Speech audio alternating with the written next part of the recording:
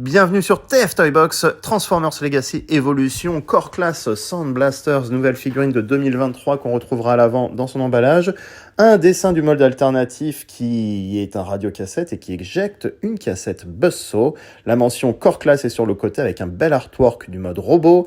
Cette figurine se transforme en 8 étapes de conversion. Il y a un trou ici, je soupçonne que ce soit le logo Legacy Evolution qui soit manquant. Et on a le nouveau dessin de la gamme 2023 avec entre autres Hotshot, Optimus Prime, le Nemesis, des Junkion et des Insecticons. Ça promet pour cette année. On retrouvera notre figurine qui sort de son portail bleu à l'arrière. On a deux accessoires en bas, le pistolet et le lance-missile. Et on a les instructions au dos. Dans la série Headmasters, exclusive au Japon en 1987, Blaster et Soundwave s'affrontent dans un combat à mort. Attention, effets spéciaux garantis.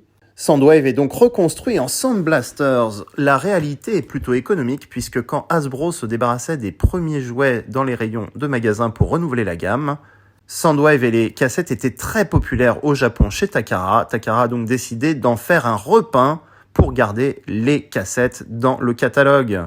C'est ainsi que Sound Blaster a survécu dans ce nouveau thème noir qui lui va très bien pour un Decepticon. Figurine Core Class articulée très simple pour la figurine Core Class, c'est normal, c'est parfait.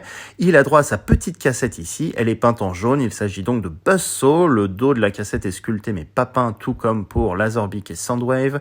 Un beau viseur rouge, du rouge rajouté aussi sur le lance-missile et sur le pistolet.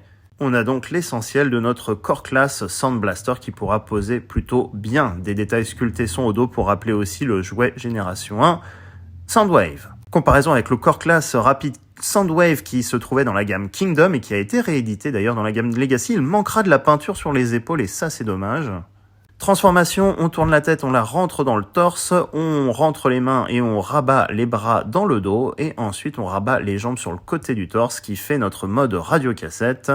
On peut attacher les armes au dos pour les stocker. Voici donc notre radiocassette Sound Blasters qui peut toujours ouvrir sa trappe pour laisser échapper sa cassette. Là, ça a plus de sens dans ce mode alternatif. Le fond du radiocassette est sculpté également. Il nous manque des rayures dorées ici, ça c'est pas cool. Il y a vraiment eu des économies de peinture pour ce coup-là. En tout cas, les boutons, eux, sont bien peints en argent à l'avant, avance rapide, retour arrière.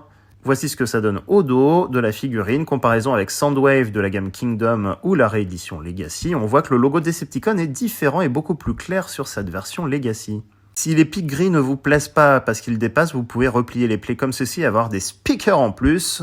Cet accessoire est idéal pour des plus grandes figurines Transformers. C'était TF Toybox, à bientôt!